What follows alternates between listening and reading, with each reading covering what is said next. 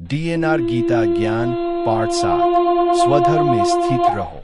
स्वधर्म और परधर्म आत्मा की पहचान से जीवन की दिशा। ध्यानमग्न वीणा की धुन के साथ नैरेटर शांत और गंभीर स्वर में।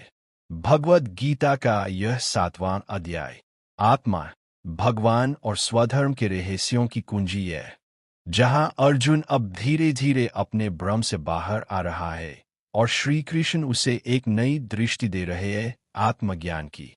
सीन 1 आत्मा का परिचय। युद्धभूमि में श्री कृष्ण का दिव्य रूप प्रकाशित हो रहा है। श्री कृष्ण शांत परंतु प्रभावी स्वर में, हे पार्थ, मैं ही इस संपूर्ण सृष्टि का मूल कारण हूं। 4 प्रकार के भक्त मेरी ओर आते हैं, कोई दुख में, कोई धन की कामना से, कोई जिज्ञासु और कोई ज्ञानी।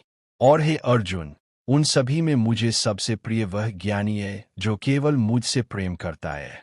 भगवान कहते हैं कि भक्त 4 प्रकार के होते हैं, पर सच्चा योगी वह है जो लाभ या दुख से परे होकर केवल भगवान को ही जीवन का लक्ष्य मानता है। सीन 2 स्वधर्म बनाम परधर्म। अर्जुन का ध्यान गंभीर हो जाता है। अर्जुन चिंतित स्वर, हे मधुसूदन, क्या कोई और मार्ग नहीं जिसमें मैं युद्ध से बच सकूं? श्री कृष्ण दृढ़ स्वर में, स्वधर्मे निधन श्रेय, परधर्मो भयावह। अपने धर्म में मृत्यु भी कल्याणकारी है, पर दूसरे के धर्म को अपनाना भयावह होता है। यहाँ श्री कृष्ण एक गहरा संकेत देते हैं कि जीवन का उद्देश्य केवल सुख सुविधा या अहिंसा नहीं, बल्कि सत्य के लिए खड़ा होना है। सीन 3 भगवान ही सर्वत्र है। श्री कृष्ण अपना विराट ज्ञान प्रकट करते हैं।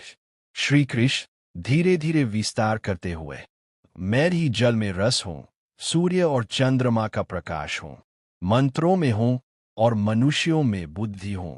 सब कुछ मुझसे उत्पन्न हुआ है और मुझ में ही विलीन होता है। यह गीता का वह क्षण है जहां भगवान अर्जुन को बताते हैं कि संपूर्ण ब्रह्मांड उनके ही स्वरूप का विस्तार है। मोरल ऑन कंक्लूजन भावनात्मक स्वर में,